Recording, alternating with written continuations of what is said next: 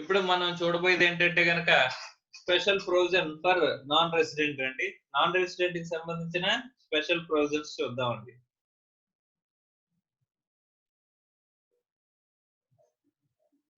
Non resident కి applicants లో కొంత స్పెషల్ క్యాలిక్యులేషన్స్ అనేవి చెప్తున్నారంటండి.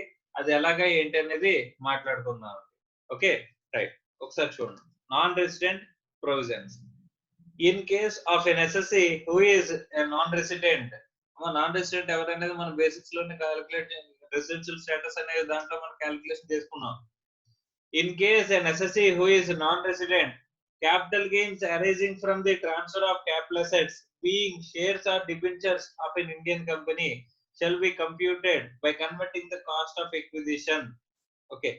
ఇక్కడ క్యాపిటల్ అసెట్ ఏమై ఉండాలంట? నాన్ రెసిడెంట్ అయి ఉండాలి ఎస్ఎస్సి. తర్వాత క్యాపిటల్ అసెట్ ఏమై ఉండాలి? ఎస్ఎస్సి ఏమై ఉండాలి? Non resident. And capital asset ఏమై ఉండాలి? being capital asset being shares or debentures of an Indian company. So non-resident గనక shares or debentures of an Indian company కనుక వాడు సేల్ చేస్తున్నట్లయితే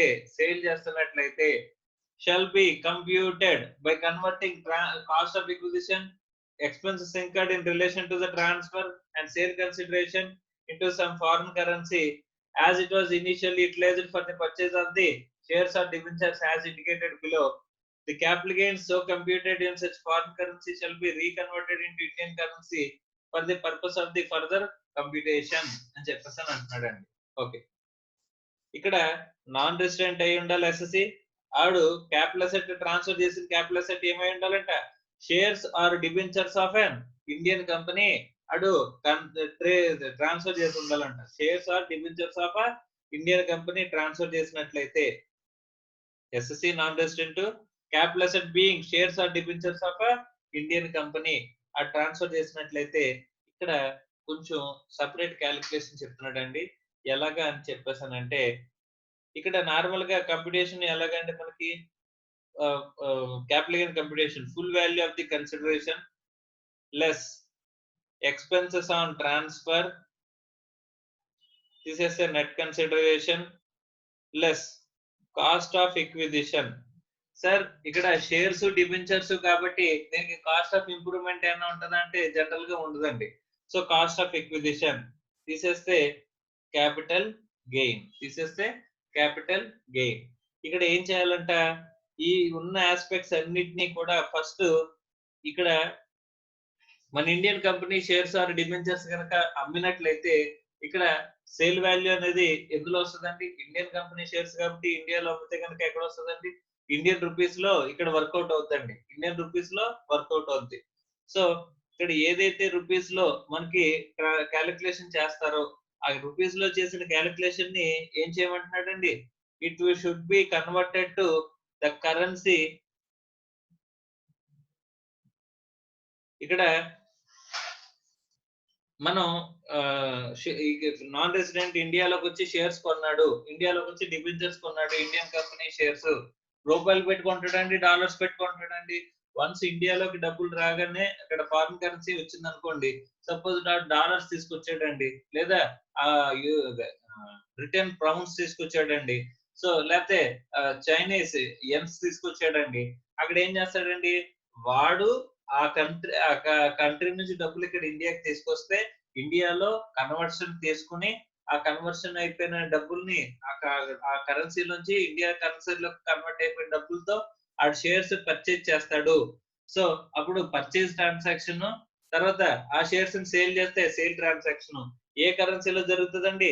రూపీస్ లో జరుగుతుంది అంటండి. ఏ కరెన్సీలో జరుగుతుంది? రూపీస్ లో జరుగుతుంది అంటండి. ఓకే, అలా రూపీస్ లో జరిగిన తర్వాత ఆ ట్రాన్సాక్షన్ ని మనం ఏం చేయాలంటే ఇప్పుడు ఈ నాన్ రెసిడెంట్ కి ఈ క్యాలిక్యులేషన్ ఇస్తున్నాడండి, నాన్ రెసిడెంట్ కి ఈ స్పెషల్ క్యాలిక్యులేషన్ ఇస్తున్నాడు.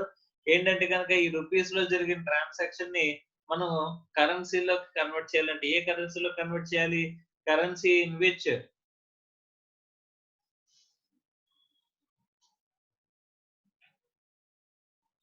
ఇనీషియల్ ఇనిషియల్లీ యూటిలైజ్డ్ అంటే వాడు ఏ కరెన్సీని ఇండియాకి తీసుకొచ్చి వాడు ఇండియన్ రూపీస్ లోకి మార్చుకుని షేర్స్ ఆర్ డిబెంచర్స్ పర్చేజ్ చేశాడో అక్కడ ఆ కరెన్సీలోకి మనం ఈ ఇండియన్ రూపీస్ లోంచి ఈ క్యాలిక్యులేషన్ అంతటిని కూడా నేను మార్చేయాలంట. అంటే ఇక్కడ full value of the consideration, expense and transfer, net consideration, cost of acquisition, capital gains ఏవైతే ఉంటాయో ఇదంతా కూడా ఇండియన్ రూపీస్ లో క్యాలిక్యులేషన్ ఉంటే దాని అంతటినీ కూడా currency in which initially utilized ఏ కరెన్సీలో అయితే తీసుకొచ్చి ఇండియన్ కరెన్సీలోకి మార్చుకుని షేర్స్ ఆర్ డిబెంచర్స్ పర్చేజ్ చేశాడో ఆ కరెన్సీలోకి క్యాలిక్యులేషన్ అందరినీ మార్చేయాలంటండి. మార్చేసిన తర్వాత వాట్ వి విల్ గెట్ అంటే ఇప్పుడు ఇండియన్ రూపీస్ లోకి ట్రాన్సాక్షన్ ఉందండి.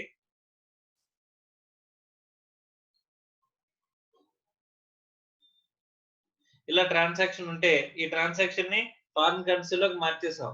ఫారిన్ కరెన్సీలోకి మార్చిన తర్వాత ఇక్కడ ఇక్కడ ఏ కరెన్సీ వస్తుందండి? ఇక్కడ ఫారిన్ కరెన్సీలో క్యాపిటల్ గెయిన్ అనేది వస్తుంది. ఇక్కడ వస్తుంది ఫారిన్ కరెన్సీ. ఫారిన్ కరెన్సీలో క్యాపిటల్ గెయిన్ అనేది వస్తుందంట. ఓకే, ఫారిన్ కరెన్సీలో క్యాపిటల్ గెయిన్ వచ్చింది. ఈ ఫారిన్ కరెన్సీలో క్యాపిటల్ గెయిన్ అనేది వచ్చిన తర్వాత ఏం చేయాలి సార్ అంటే ఇప్పుడు ఇండియాలో ట్యాక్స్ కట్టాల్సిన ఫారిన్ కరెన్సీలో కడతానంటే ఒప్పుకుంటారండి? ఒప్పుకోరు కదండి. Again it should be reconverted. It should be రీకన్వర్టెడ్.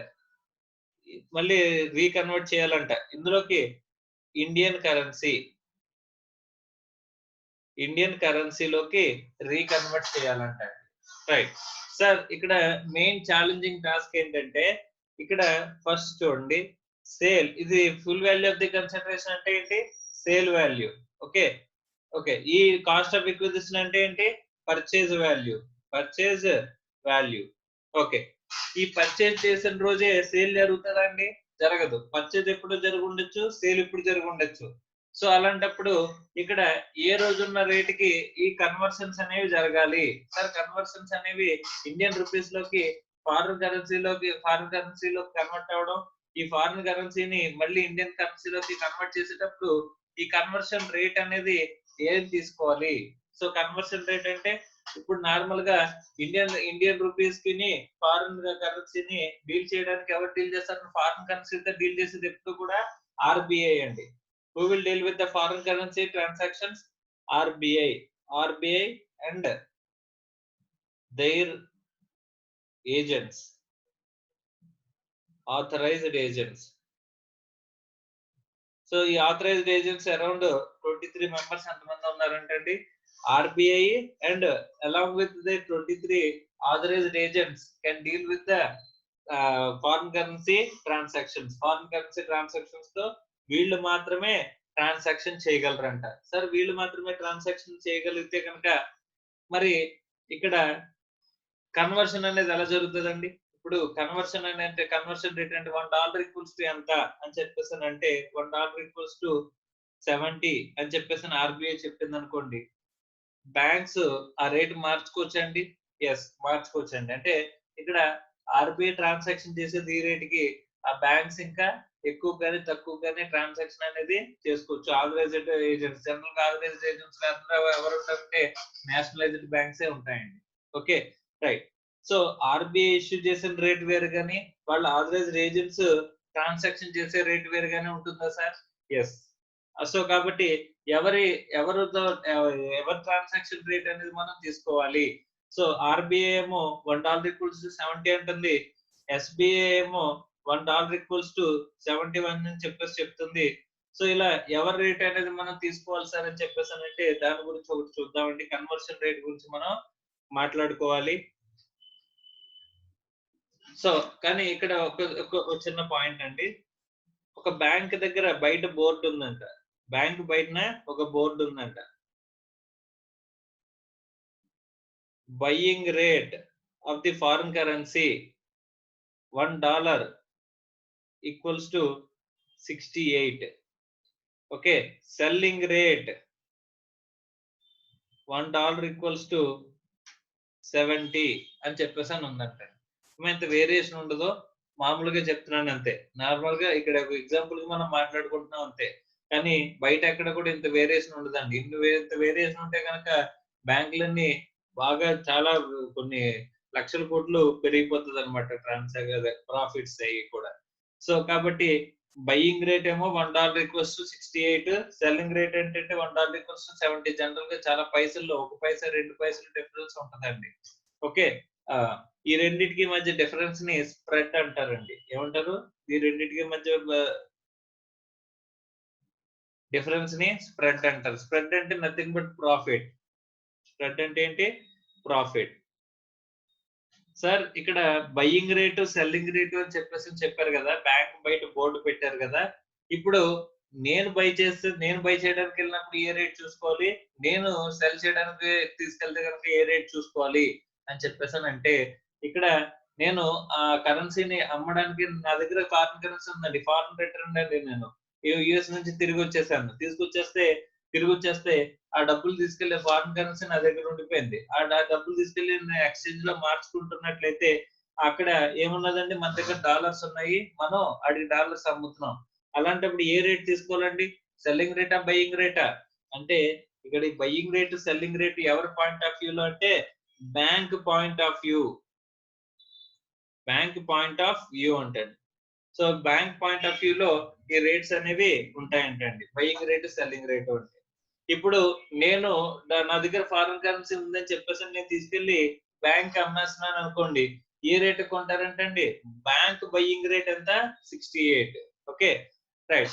Selling rate ఒకవేళ నాకు ఫారిన్ కరెన్సీ అవసరమయ్యి నేను డబ్బులు తీసుకొని వెళ్ళానండి. ఇండియన్ కరెన్సీ తీసుకొని వెళ్ళి నాకు ఫారిన్ కరెన్సీ ఇవ్వండి సార్ అని చెప్పేసి అడిగితే గనుక అక్కడ వాళ్ళు చూసే రేట్ ఏంటంటే selling rate. So $1 equals to 70 అని చెప్పేసి చెప్తున్నాడు. అంటే ఈ రెండిటికి మధ్య స్ప్రెడ్ అంటారండి. గ్యాప్ ని స్ప్రెడ్ అంటారండి. ఈ స్ప్రెడ్ అంటే ఏంటి? Profit. Okay. So buying rate, selling rate అంటే ఐడియా వచ్చిందని అనుకుంటున్నాను. సో బయింగ్ రేట్ అంటే బ్యాంకర్ పాయింట్ ఆఫ్ వ్యూలో బయింగ్ రేటు, సెల్లింగ్ రేట్ అంటే బ్యాంకర్ పాయింట్ ఆఫ్ వ్యూలో సెల్లింగ్ రేటు. ఓకేనా? రైట్. సో ఇక్కడ మనకి ఆథరైజ్డ్ డీలర్స్‌లో ఏది ఆథరైజ్డ్ డీలర్ యొక్క మనం ట్రాన్సాక్షన్ వాల్యూ తీసుకుంటాము అంటే ఇక్కడ బయింగ్ రేట్, సెల్లింగ్ రేట్ తీసుకుంటాము అని చెప్పేసానంటే ఈ బ్యాంకులకు వచ్చేసరికి ఇన్కమ్ టాక్స్ వాడు ఒకే బ్యాంకుని పట్టుకుంటాడండి. మనకి పర్క్విజిట్స్ క్యాలిక్యులేషన్ లో ఇంట్రెస్ట్ ఫ్రీ లోన్ అనేది మాట్లాడుకున్నప్పుడు కూడా మనకి కన్సెషనల్ ఇంట్రెస్ట్ ఫ్రీ లోన్ అనేది మాట్లాడుకున్నప్పుడు కూడా మనకి ఏ బ్యాంక్ యొక్క ఇంట్రెస్ట్ రేట్స్ కన్సిడర్ చేయమన్నాడంటే ఎస్బీఐ అని చెప్పాడండి. ఇక్కడ ఏం చెప్పాడో చూద్దాం. SBI selling rate, buying rate base చేసుకుని ఇక్కడ కన్వర్షన్, రీకన్వర్షన్ జరగాల. ఫస్ట్ నార్మల్ ఇండియన్ రూపీస్ లో క్యాలిక్యులేట్ చేస్తాం. దాన్ని ఏం చేస్తాం? ఫారిన్ కరెన్సీలోకి కన్వర్ట్ చేస్తాం. ఏ ఫారిన్ కరెన్సీలో కన్వర్ట్ చేయాలి? వాడు ఏదైతే కరెన్సీని యూజ్ చేశాడో for the purchase of the shares or debentures, ఏ కరెన్సీ అయితే పెట్టి పర్చేజ్ చేశాడో ఆ కరెన్సీలో కన్వర్ట్ చేసేయాలి. ఆ తర్వాత ఫారిన్ కరెన్సీలో క్యాపిటల్ గెయిన్ వస్తుంది. అలా వచ్చిన క్యాపిటల్ గెయిన్ ని మనం ఏం చేయాలంటే అండి రీకన్వర్ట్ into Indian currency రీకన్వర్ట్ into Indian కరెన్సీలో కన్వర్ట్ చేస్తామంట. అలా కన్వర్ట్ చేసిన దాని మీద మనం ఏం చేస్తామండి క్యాపిటల్ గెయిన్ ట్యాక్స్ అనేది పే చేస్తామంట. అంటే ఇక్కడ ఏముంది? కన్వర్షన్, రీకన్వర్షన్ అనేది ఉంది. ఇక్కడ ఈ కన్వర్షన్, రీకన్వర్షన్ కి ఏ ఫారిన్ కరెన్సీ రేట్ తీసుకోవాలి అని చెప్పేసానంటే ఇక్కడ ఎస్బీఐ రేట్స్ తీసుకోవాలంటే అండి. జనరల్ గా రేట్స్ అనేవి ఎలా ఉంటాయి సార్ అని చెప్పేసానంటే బయింగ్ రేటు, సెల్లింగ్ రేటు అని చెప్పేసి ఉంటాయంట. ఈ బయింగ్ రేటు, సెల్లింగ్ రేటు ఎవరి పాయింట్ ఆఫ్ వ్యూలో? బ్యాంక్ పాయింట్ ఆఫ్ వ్యూలో బయింగ్ రేటు, సెల్లింగ్ రేటు అని అంటారు. ఈ రెండింటికి మధ్య ఉన్న గ్యాప్ ని స్ప్రెడ్ అంటారు. దానివల్ల ఏమొస్తుంది? ప్రాఫిట్ వస్తుంది. ఓకే. సో ఇప్పుడు ఎక్కడ కన్వర్ట్ చేయాలి, ఎలా కన్వర్ట్ చేయాలి అని చూస్తే కనుక first items covered and converted and reconverted. First cost of acquisition అమ్మా. ఇక్కడ మనం మాట్లాడుకున్నాం ఈచ్ అండ్ ఎవ్రీ ఆస్పెక్ట్ ని మనం ఏం చేయాలి? కన్వర్ట్ చేయాలని చెప్పేసి అనుకున్నాం. ఇక్కడ పర్చేజ్ కాస్ట్ ఆఫ్ ఎక్విజిషన్ అంటే purchase, full value of the consideration అంటే సేల్. అలాంటప్పుడు ఇక్కడ ఈ పర్చేజ్ ప్రైస్ అనేది అక్కడ పర్చేజ్ వాల్యూ అనేది జనరల్ గా ఎప్పుడు వస్తుందండి? మనం ఎప్పుడు కొంటే అప్పుడు వస్తుందండి. సో కొన్నప్పుడు ఉన్న కాస్ట్ ఆఫ్ ఎక్విజిషన్ ఉంటే కనుక ఆ కాస్ట్ ఆఫ్ ఎక్విజిషన్ ని మనం ఇప్పుడు ఇండియన్ కరెన్సీ నుంచి ఫారిన్ కరెన్సీలో కన్వర్ట్ చేసినప్పుడు ఏ రేట్ తీసుకుని కన్వర్ట్ చేయాలంటే కనుక ఏ రోజున్న రేట్ తీసుకుని కన్వర్ట్ చేయాలి. అమ్మ ఇది కరెన్సీ ట్రాన్సాక్షన్స్ ఏమవుతాయంటే చేంజ్ అయిపోతూ ఉంటాయండి, వాల్యూ అనేది చేంజ్ అయిపోతూ ఉంటుంది, ఫిక్స్డ్ గా ఉండదు. Okay, right. Cost of acquisition, the average of the telegraphic transfer selling rate and buying rate as on the date of acquisition. అంటే మనం కొన్న రోజు ఈ షేర్స్ డిబెంచర్స్ కొన్న రోజున మనం ఏం తీసుకోవాలంటండి, average telegraphic transfer buying rate. Average అనగానే ఏం వస్తుందండి, buying rate plus selling rate divided by 2. ఏ రోజున్న తీసుకోవాలంట, ఏ రోజున్న బయింగ్ రేట్ సెల్లింగ్ రేట్ తీసుకోవాలంట, ఎందుకంటే డైలీ బేసిస్ లో బయింగ్ రేట్ సెల్లింగ్ రేట్ అనేవి మారిపోతుంటాయి. సో డైలీ బేసిస్ లోనే కాదు, ఇక్కడ అవర్లీ బేసిస్ లో కూడా మారిపోవచ్చండి. అంటే it is nothing but based on the demand and supply basis, demand and supply basis. So కాబట్టి buying rate plus selling rate divided by 2 అంటండి. ఓకే, ఏ రోజున్న దానికి కన్వర్ట్ ఏ రోజున్న బయింగ్ రేట్ సెల్లింగ్ రేట్ తీసుకోవాలని చెప్పేసానంటే ఇక్కడ చెప్పినట్టు చూడండి, as on the date of acquisition. Cost of acquisition వచ్చేసరికి డేట్ ఆఫ్ ఎక్విజిషన్ నాడు మనకి ఏదైతే average telegraphic transfer buying rate selling rate ఉంటాయో దాన్ని యావరేజ్ తీసుకోమని చెప్పేసి అని చెప్పాడండి. ఓకే, డేట్ ఆఫ్ ఎక్విజిషన్ రోజు ఉన్నది. Okay, next expenses incurred in case of transfer. Expenses transfer అయితే కనుక, ఎక్స్పెన్సెస్ ఆన్ ట్రాన్స్ఫర్ అనుకుంటే కనుక అదే రోజున చెప్తున్నాడండి, average telegraphic transfer buying rate and selling rate as the date of transfer అంటున్నాడండి. ఈ ఎక్స్పెన్స్ ఆన్ ట్రాన్స్ఫర్ ని ఏ రోజు ఉన్నదాన్ని తీసుకోమంటున్నాడండి, date of transfer. Cost of acquisition ని డేట్ ఆఫ్ ఎక్విజిషన్ అన్నాడు, ఇదేమో date of transfer. Okay, next full value of the consideration, average telegraphic transfer selling rate and buying rate as on the date of transfer అంటున్నాడండి. So ఇక్కడ కూడా date of transfer. So ఇక్కడ కూడా ఏమిటంటే date of transfer. So full value of the consideration ఏదైతే ఉంటుందో అది date of transfer ఏదైతే ఉంటుందో ఆ రోజునున్న average of the telegraphic transfer buying rate and selling rate divided by, average అంటే buying rate plus selling rate divided by 2 చేసి అది ఏ రోజున తీసుకోవాలంటే అండి, డేట్ ఆఫ్ ట్రాన్స్ఫర్ నాడు ఉన్నది తీసుకోవాలని చెప్పేసి అని అన్నాడండి. Okay, next capital gain. ఈ క్యాపిటల్ గెయిన్ ని రీకన్వర్ట్ చేయడం. సో మనం ఏదైతే ఇప్పుడు ఇలా ఇండియన్ కరెన్సీ నుంచి ఈ ఫారిన్ కరెన్సీకి ఏం ట్రాన్స్ఫర్ చేస్తామండి, full value of the conversion ని ట్రాన్స్ఫర్ చేస్తున్నాను, కన్వర్ట్ చేస్తున్నాను, ఎక్స్పెన్స్ ఆన్ ట్రాన్స్ఫర్ ని కన్వర్ట్ చేస్తున్నాను, కాస్ట్ ఆఫ్ ఎక్విజిషన్ ని కన్వర్ట్ చేస్తున్నాను. So that what I will arrive అని చెప్పేసానంటే ఫారిన్ కరెన్సీలో మనకి ఏమొస్తుంది, క్యాపిటల్ గెయిన్ వస్తుంది. ఆ క్యాపిటల్ గెయిన్ మళ్ళీ రీకన్వర్ట్ చేయాలంట. ఏ రేట్ కి చేయాలంట, the buying rate for the telegraphic transfer as on the date of transfer అని చెప్పేసి చెప్తున్నాడండి. ఈ క్యాపిటల్ గెయిన్ మాత్రం రీకన్వర్షన్ అనేది దేనికి చేయాలి అని చెప్పేసానంటే కనుక బయింగ్ రేట్ తీసుకోవాలంట. ఏ రేట్ తీసుకోవాలి, బయింగ్ రేట్ తీసుకోవాలి. బయింగ్ రేట్ తీసుకుని as on the date of transfer, buying rate as on date of transfer.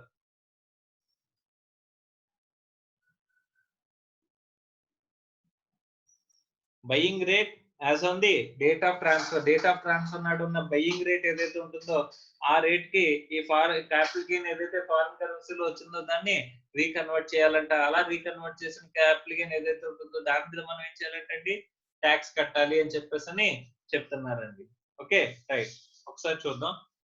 While computing the full value of the consideration, any gains arising on account of the depreciation of the rupee against a foreign currency at the time of redemption of the rupee denominated bonds of an Indian company held by a non-resident shall be ignored.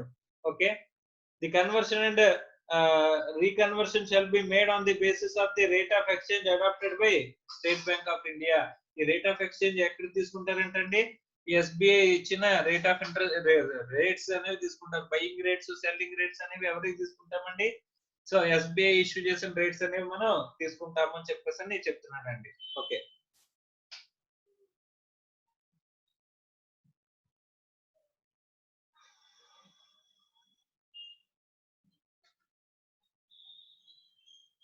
Next the aforesaid manner of computation of capital gain shall be applicable in respect of the capital gains again arising from the every reinvestment thereafter in the shares or debentures of an Indian company on the sale of such assets, it may be noted that this methodology of computation is not applicable to GDRs and ADRs.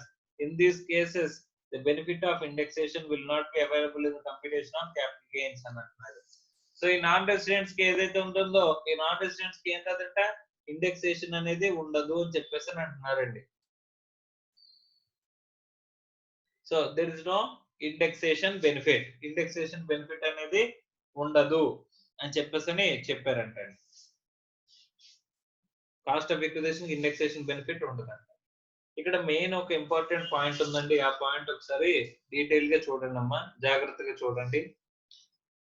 Sir నేను foreign currency తీసుకొచ్చి ఏం చేశానండి, shares or debentures అనేవి purchase చేశానండి.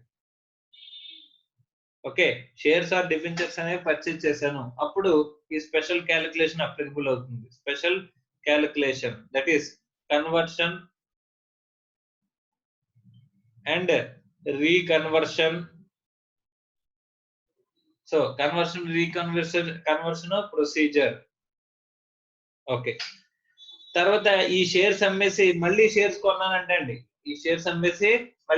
కొన్నానంటండి.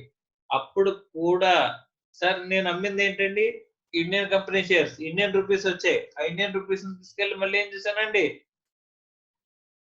ఇక్కడ shares అమ్మేసిన తర్వాత వచ్చిన డబ్బులు తీసుకెళ్ళి మళ్ళీ ఏం చేశాను, షేర్స్ లోనే పర్చేజ్ చేశాను అనుకుంటే గనక అక్కడ వెదర్ ఇక్కడ స్పెషల్ క్యాలిక్యులేషన్ అనేది అప్లికబుల్ అవుతుందా లేదంటే ఎస్ సార్. ఇక్కడ ఫస్ట్ డబ్బులు ఇండియాలోకి వచ్చినప్పుడు ఫారిన్ కరెన్సీలో ఉన్నాయి. అవి ఇండియాలోకి వచ్చిన తర్వాత వాటిని షేర్స్ లో కన్వర్ట్ చేసి షేర్స్ కొన్నాను. షేర్స్ ఆర్ డిబెంచర్స్ అని చెప్పేసి కొన్నానంటండి. ఇప్పుడు వాటిని మళ్ళీ ఏం చేశానండి, షేర్స్ వాటిని అమ్మేసి మళ్ళీ షేర్స్ కొన్నానంట.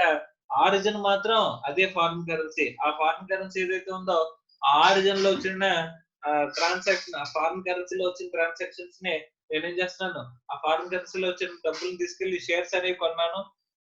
ఆ షేర్స్ అనేవి అమ్మేసి మళ్ళీ షేర్స్ కొంటే మళ్ళీ ఇక్కడ ఈ స్పెషల్ క్యాలిక్యులేషన్ అప్లికబుల్ అవుతుందా అని చెప్పేసి అంటే ఆన్సర్ ఇస్ ఎస్. అంటే ఎన్నిసార్లు డబ్బులు రొటేట్ అయినా సరే అక్కడ ఒరిజినల్ డబ్బులు అనేవి వచ్చి ఫారిన్ కరెన్సీ ద్వారా వచ్చితే కనుక అప్పుడు ఈ క్యాలిక్యులేషన్ ప్రొసీజర్ అప్లికబుల్ అవుతుంది అని చెప్పేసి మనకి చెప్తున్నారు అంటే. Okay right. So this is with respect to special provisions for non resident కి సంబంధించిన special provisions. Okay right.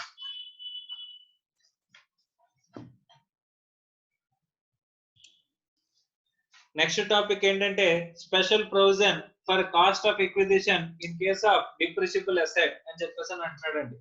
Special provision for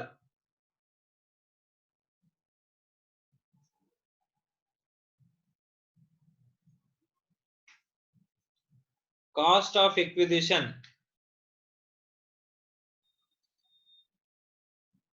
in case of depreciable asset.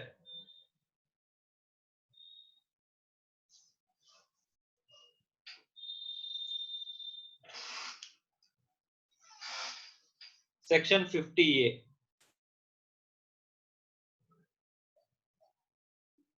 So దీనికంటే ముందు బేసిక్ గా మనం మాట్లాడుకున్న దాంట్లో ఎస్ఎల్ఎం మెథడాలజీ అనేది ఎవరికి ఇస్తామని చెప్పేసి అనుకున్నాం అంటే గనక మనం generation and distribution of power ఉన్న వాళ్ళకి మనం ఏం చేస్తాం అనుకున్నామండి, ఈ ఎస్ఎల్ఎం మెథడాలజీ ప్రకారం డిప్రిసియేషన్ అనేది ఎలా చేస్తామని చెప్పేసి చెప్పుకున్నామండి. అక్కడ ఎస్ఎల్ఎం మెథడాలజీ ఉంటుంది. అక్కడ ఇండివిజువల్ అసెట్ అనేది బేస్ చేసుకుని ఇండివిజువల్ అసెట్ అంటే బ్లాక్ ఆఫ్ అసెట్ ప్రకారం డిప్రిసియేషన్ ఉండదండి. ఈచ్ ఇండివిజువల్ అసెట్ ని బేస్ చేసుకుని డిప్రిసియేషన్ ఉంటది. ఇక్కడ రేట్స్ అనేవి స్పెసిఫైడ్ రేట్స్. డిప్రిసియేషన్ రేట్స్ ఏంటి, స్పెసిఫైడ్ రేట్స్ అని అంటండి. వీళ్ళు స్పెసిఫై చేసిన రేట్సే అప్లికబుల్ అవుతాయి అని చెప్పేసి అంటున్నాడండి. Okay right. ఇక్కడ స్పెషల్ ప్రొవిజన్స్ గురించి ఒకసారి చూద్దామండి.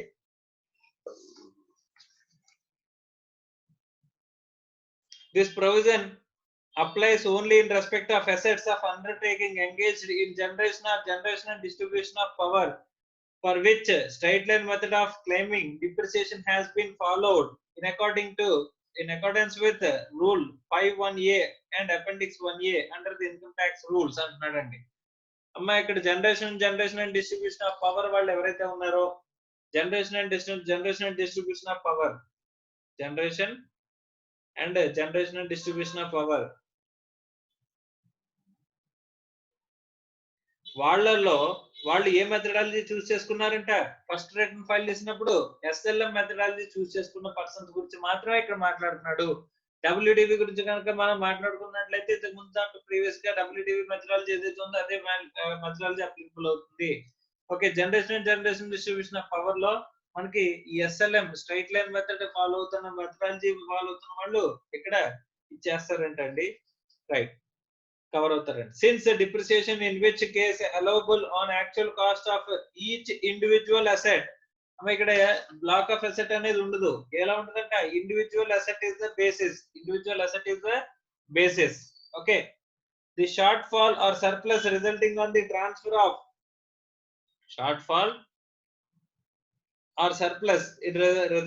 resulting on transfer of any such asset shall be separately computed. For the purpose of computing capital gains chargeable to tax, the written down value of the asset as adjusted shall taken as a cost of acquisition of the asset అని చెప్పేసి అంటున్నాడండి. Okay, right. Where any such asset is transferred, if the consideration is less than the written down value, the shortfall or deficit is allowable as terminal depreciation under section 32 in the year of transfer. If the consideration thereof is less than the actual cost but more than the written down value of the asset, the excess consideration over the written down value shall be chargeable to tax as balancing charge under section 41(2) under the head profits and gains of business or profession. In case of consideration is more than the actual cost, then excess consideration over the actual cost shall be chargeable to tax as capital gain. If such asset was transferred after holding it for 36 months, the capital gain shall be long term or else it will be treated as short term capital gain అంటున్నాడండి. ఒక్క ముక్క అర్థం కాలేదు sir. అయితే దీన్ని ఒక చిన్న detail గా నేను ఒక పాయింట్ లో చెప్తానండి. చెప్పిన తర్వాత మళ్ళీ ఇదే చదువుదాం, అప్పుడు ఇది డీటెయిల్ గా అర్థమవుతుంది. Okay, right. ఒకసారి చూడండి అన్న. Generation and distribution of power ఎవరైతే ఉంటారో వాళ్ళు ఎస్ఎల్ఎం మెథడాలజీ ఫాలో అవుతున్న వాళ్ళు. అందులో కూడా ఎస్ఎల్ఎం మెథడాలజీ అంటేనే individual asset is the basis అంటండి. ఇక్కడ మెయిన్ ఇంపార్టెంట్ ఏంటి అనేది ఒకసారి చూద్దాం. Okay, original cost of asset.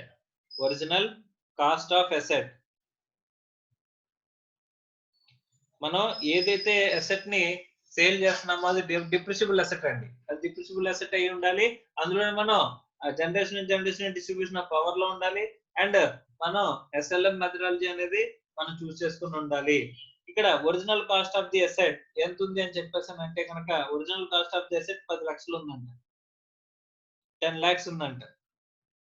Okay, WDV value ఎంత ఉంది అని చెప్పేసి అంటే కనుక రిటర్న్ డౌన్ వాల్యూ అంటే డిప్రిసియేషన్ తీసేసిన తర్వాత వాల్యూ ఎంత ఉందంటే కనుక 5 lakhs ఉందంట అండి. ఎంత ఉందండి? 5 lakhs డిప్రిసియేషన్ తీసేసాక ఇప్పుడు వరకు. Okay, right. ఈ original cost of the asset ఏమో 10 lakhs, డబ్ల్యూడివి వాల్యూ ఏమో 5 lakhs ఉందంట అండి. ఓకే, దీన్ని మనం ఎంతకి సేల్ చేసాం అనే దాన్ని ఇంపార్టెంట్ అండి. సేల్. ఓకే, ఫస్ట్ కేసులో సేల్ అనేది చేశానంట. ఎంతకి చేశాను అని చెప్పేసాను అంటే కనుక 3 lakhs కి సేల్ చేశానంట. ఫస్ట్ కేసు ఏంటి? సేల్. ఫస్ట్ కేసులో నేను 3 lakhs కి సేల్ చేశాను అని అనుకుంటే కనుక అప్పుడు డబ్ల్యూడివి కంటే నేను తక్కువకి సేల్ చేశానంట. డబ్ల్యూడివి వాల్యూ కంటే తక్కువకి సేల్ చేశానంట. డబ్ల్యూడివి అంటే ఏంటి? ఒరిజినల్ కాస్ట్ కి డబ్ల్యూడివికి మధ్య డిఫరెన్స్ ఏంటండి? డిప్రిసియేషన్. సో నేను అనుకున్న డిప్రిసియేషన్ ఎంత అంటే 10 lakhs అసెట్ ఉంటే అది 5 lakhs తగ్గింది కాబట్టి 5 lakhs డిప్రిసియేషన్ అండి.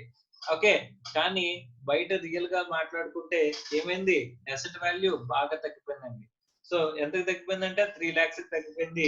సో కాబట్టి ఒకవేళ అసెట్ ని కనుక మనం సేల్ చేసినట్లయితే ఇక్కడ ఎలా క్యాలిక్యులేట్ చేయాలని చెప్పేసి అంటున్నాడంటే కనుక ఈ రిటర్న్ డౌన్ వాల్యూకి ఈ సేల్ వాల్యూకి written down value in the books ఎంతండి 5 lakhs మైనస్ సేల్ వాల్యూ ఎంతండి 3 lakhs. సో ఈ రిటర్న్ డౌన్ వాల్యూకి సేల్ వాల్యూకి ఉన్న డిఫరెన్స్ ని మనం ఏం చేయాలంటే మనం అనుకున్న డిప్రిసియేషన్ ఎంత అయిందంటే P&L కి ఎంత చార్జ్ చేసాం 5 లక్షలు చార్జ్ చేసాం కానీ అసెట్ వాల్యూ ఎంత తగ్గిపోయింది ఎక్కువ తగ్గిపోయింది ఫేర్ మార్కెట్ వాల్యూ ఎంత తగ్గిపోయిందంటే 10 lakhs ఇప్పుడు 10 lakhs 5 lakhs వరకు నేను డిప్రిసియేట్ చేసుకుంటూ వస్తే అది అడిషనల్ గా కూడా డిప్రిసియేట్ అయింది ఎంత 3 lakhs తగ్గిపోయింది. సో మనం జనరల్ గా P&L లో డిప్రిసియేషన్ అని చెప్పేసి ఎంత తీసుకున్నామండి డిప్రిసియేషన్ అని ఎంత తీసుకున్నాం 5 lakhs వరకు మనం డిప్రిసియేషన్ వేసుకున్నాం అండి. అందువల్ల బ్యాలెన్స్ షీట్ లో అసెట్ ఎంత కనిపిస్తుందండి బ్యాలెన్స్ షీట్ లో అసెట్ 5 lakhs కనిపిస్తుందండి. 5 lakhs బ్యాలెన్స్ షీట్ లో కనిపిస్తున్న అసెట్ ఎంత అమ్మానంటండి 3 lakhs కి అమ్మానంట అంటే 2 lakhs నాకు తగ్గించి అమ్మానండి WDV కంటే తగ్గించి నేను అమ్మాను. ఓకే సో ఇక్కడ మనకి మన ఎస్టిమేషన్ రాంగ్ అయింది అంటే P&L లో మనం క్లెయిమ్ చేసుకున్న డిప్రిసియేషన్ 5 lakhs ఇప్పటి వరకు సో ఫార్ కానీ డిప్రిసియేషన్ ఎంత అయ్యి ఉండాలి ఇక్కడ 7 lakhs అయ్యి ఉండాలి అంటే అడిషనల్ గా డిప్రిసియేషన్ అనేది 2 lakhs ఉండాలి అప్పుడు మాత్రమే ఇక్కడ మనకి ఏమవుతుందండి ఇక్కడ 3 lakhs అవుతుంది. ఆ 3 lakhs కి మనం అసెట్ అమ్మినట్టు కనిపిస్తుంది అంటే ఇక్కడ డిప్రిసియేషన్ రాంగ్ గా మనం క్లెయిమ్ చేసుకున్నాం ఎంత తక్కువ క్లెయిమ్ చేసుకున్నాం మనం ఎంత 5 lakhs క్లెయిమ్ చేసుకున్నాం ఇంకా 2 lakhs క్లెయిమ్ చేసుకోలేదు కాబట్టి ఇక్కడ దీన్ని ఏం చేయాలమంటున్నాడంటే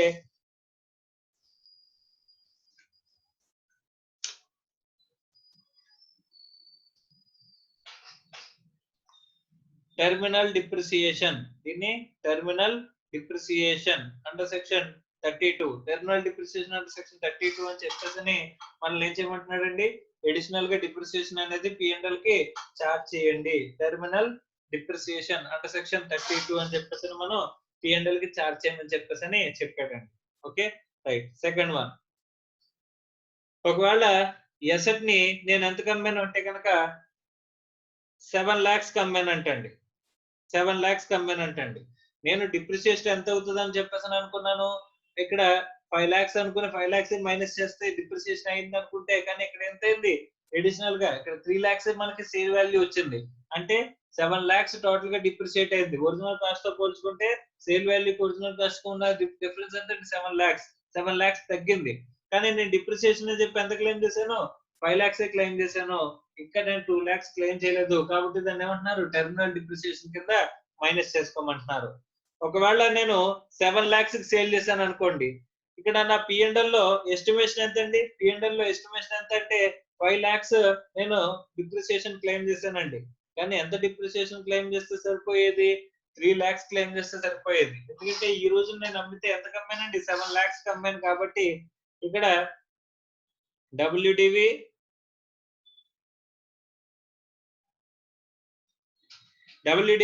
ఎంత ఉంది అని చెప్పేసానంటే కనుక సేల్ 5 lakhs ఉందండి WDV 5 lakhs ఉంది కానీ నేను సేల్ చేసింది ఎంతకండి సేల్ 7 lakhs కి చేశానంటండి.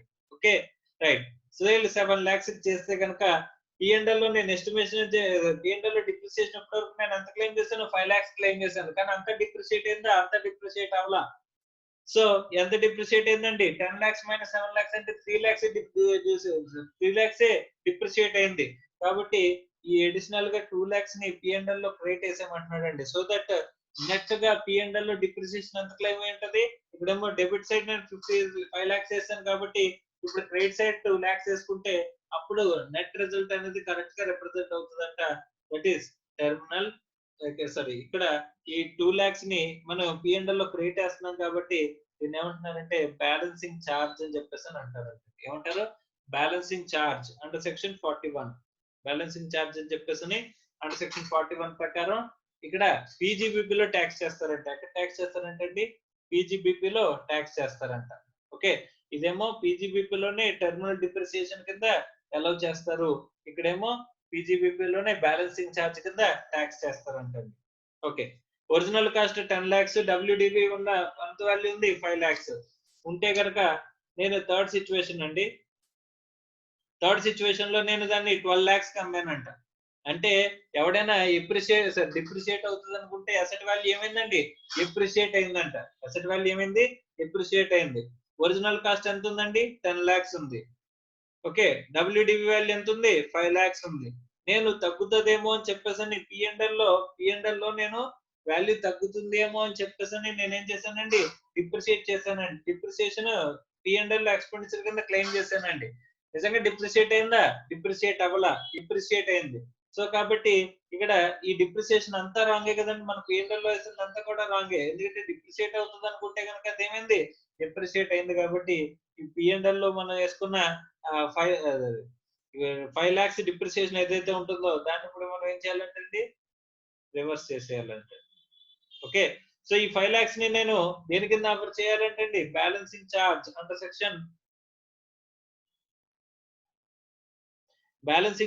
సెక్షన్ 41 లో పీజీబీపీ లో ట్యాక్స్ చేయాలంటే అండి. Okay, right sir. ఇక్కడ 12 లక్షలకి అమ్మాం సార్ మనం, అంటే 5 లక్షలు డిప్రిసియేట్ ఎంతకంటే ఎక్కువ అండి, ఒరిజినల్ కాస్ట్ కంటే ఎక్కువ.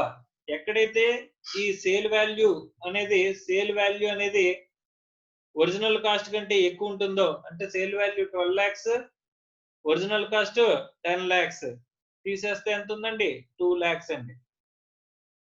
అడిషనల్ గా 2 lakhs. ఈ 2 lakhs ని మనం ఏం చేయాలంట, క్యాపిటల్ గెయిన్ లో ఆఫర్ చేయాలని చెప్పేసి అని అంటున్నాడండి. అంటే ఇది క్యాపిటల్ గెయిన్ ఎలా వస్తుందండి, మళ్ళీ ఒకవేళ ఈ అసెట్ అనేది మోర్ దాన్ 36 months ఉంటే long term, less than 36 months ఉంటే షార్ట్ టర్మ్. కాబట్టి అక్కడ దాని ప్రకారమే either long term capital gain అవ్వచ్చు, లేదా షార్ట్ టర్మ్ క్యాపిటల్ గెయిన్ అనేది అవ్వచ్చు అని చెప్పేసి అని చెప్తున్నాడండి. అమ్మా ఇక్కడ వెరీ సింపుల్ అండి. ఇక్కడ ఒరిజినల్ కాస్ట్ 10 lakhs ఉంది, డబ్ల్యూడిబి 5 lakhs ఉంది. దాన్ని నేను 3 lakhs సేల్ చేస్తానంటే కనుక నేను డబ్ల్యూడి డిప్రిసియేషన్ నా ఎస్టిమేషన్ ప్రకారం డిప్రిసియేషన్ ఎంత అన్నాను, 5 lakhs అయిందని చెప్పేసి అని అనుకున్నాను. కానీ ఇంకా ఎక్కువ డిప్రిసియేట్ అయింది. అసెట్ సేల్ చేసేటానికి ఎంత సేల్ చేసాం, 3 lakhs సేల్ చేసాం. అంటే నేను అనుకున్న దాని మీద అడిషనల్ గా ఇంకో 2 lakhs డిప్రిసియేట్ అయింది. కాబట్టి ఇప్పుడు పిఎన్ఎల్ లో 2 lakhs డిప్రిసియేషన్ కింద క్లెయిమ్ చేసుకోండి. ఏ డిప్రిసియేషన్ కింద క్లెయిమ్ చేసుకోవాలండి, టెర్మినల్ డిప్రిసియేషన్ కింద మనం claim చేసుకోవాలంట.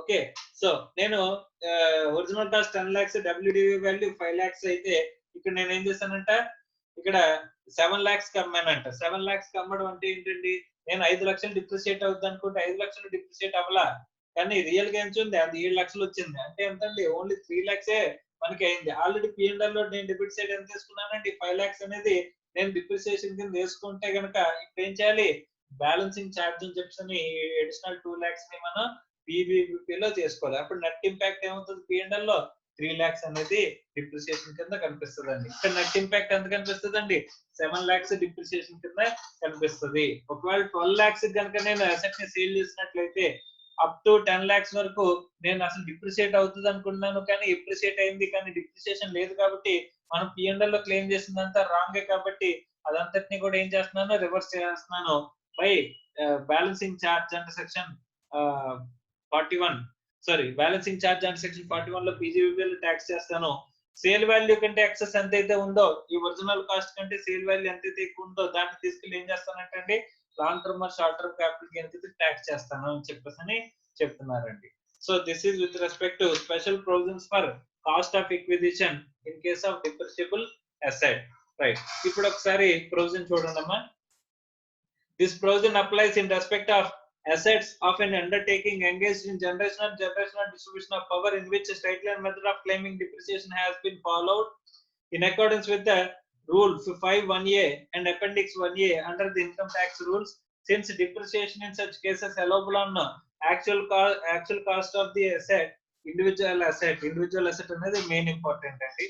In shortfall or surplus resulting on the transfer of any such capital asset shall be separately computed for the purpose of computation of capital gains chargeable to tax, while written down value of the asset as the adjusted shall be taken as the cost of acquisition of the asset. So cost of acquisition కింద ఏం తీసుకుంటామంటండి, so cost of acquisition కింద WDV value తీసుకుంటామంట. Okay, right. Where any asset is transferred and if the consideration is less than the written down value, so consideration అనేది ఎలా ఉందంటే అండి, return down value కంటే తక్కువ ఉందంట. సో రిటర్న్ డౌన్ వాల్యూ కంటే తక్కువ అంటే ఫస్ట్ కేసు అండి. ఇక్కడ ఫస్ట్ కేసు గురించి మాట్లాడుకుంటున్నాడు అండి. ఇక్కడ మన ఫస్ట్ కేసు గురించి మాట్లాడుకుంటున్నాడు. ఫస్ట్ కేసులో మనం ఏం చేసామండి, టెర్మినల్ డిప్రిసియేషన్ అని చెప్పేసి ఇక్కడ అడిషనల్ డిప్రిసియేషన్ తీసేసాం. సో ఇక్కడ ఏం చెప్తున్నాడు చూడండి. Okay, where any such asset is transferred, if the consideration is less than the return on value, the shortfall or deficit allowable as a terminal depreciation under section 32. Terminal depreciation కింద మనం minus చేస్తాం. మనం అనుకున్న depreciation ఎంత అంటే ఇప్పటివరకు depreciation 5 lakhs చేసాం, కానీ 3 లక్షలకి అమ్మాం కాబట్టి అడిషనల్ గా డిప్రిసియేషన్ ఎంత ఉందండి? అడిషనల్ గా డిప్రిసియేషన్ ఎంత ఉంది? 2 lakhs. ఇప్పటి వరకు నేను 5 lakhs డిప్రిసియేషన్ క్లెయిమ్ చేశాను, కానీ ఇక్కడ వాల్యూ ఎంత ఉందండి? 3 lakhs ఉంది కాబట్టి మనకి ఏం చేయాలి? డిప్రిసియేషన్ అనేది 2 lakhs మనకి టెర్మినల్ డిప్రిసియేషన్ కింద మనం మైనస్ చేసుకోవచ్చు అని చెప్పేసి చెప్తున్నాడు అండి. If the consideration is over the return on value, consideration అనేది రిటర్న్ ఆన్ వాల్యూ కంటే ఎక్కువ ఉంది అంటే సెకండ్ కేస్ అండి. Okay, shall be chargeable to tax as a balancing charge and section 41(2).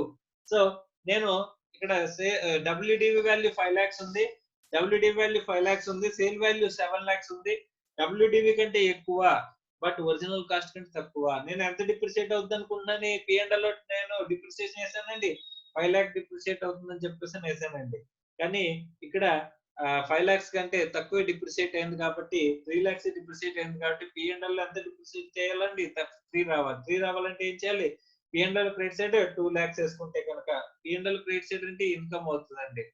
So income అనేది ఎలా ఇన్కమ్ అవుతుందంటే కనుక బ్యాలెన్సింగ్ ఛార్జ్ అనే దాంతో మనకి అండర్ సెక్షన్ 41 లో బ్యాలెన్సింగ్ ఛార్జ్ తో మనకి ట్యాక్సబుల్ అవుతుంది అని అంటున్నాడండి. Okay, right.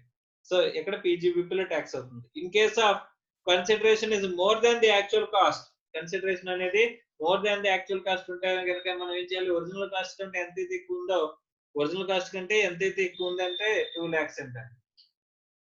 ఈ original cost 10 lakhs, original cost 10 lakhs అయితే ఇప్పుడు అమ్మింది 12 lakhs కాబట్టి ఒరిజినల్ కాస్ట్ కంటే ఎక్కువే ఉంది కాబట్టి ఇక్కడ ఏం చేస్తామంటే అండి, ఇక్కడ P&L లో మనం చార్జ్ చేసింది ఇప్పటి వరకు 10 lakhs minus return on value 5 lakhs.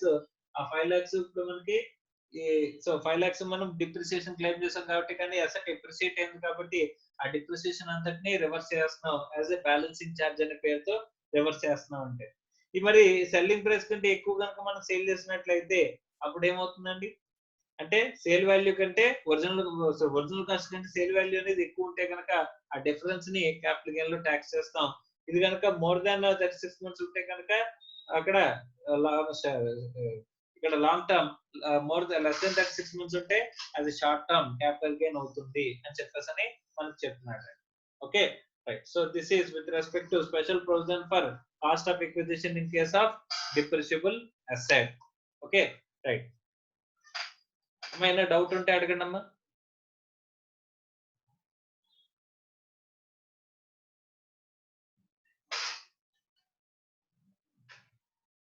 Okay, ఇక్కడతో సెషన్ క్లోజ్ చేస్తున్నానండి. Right, thank you.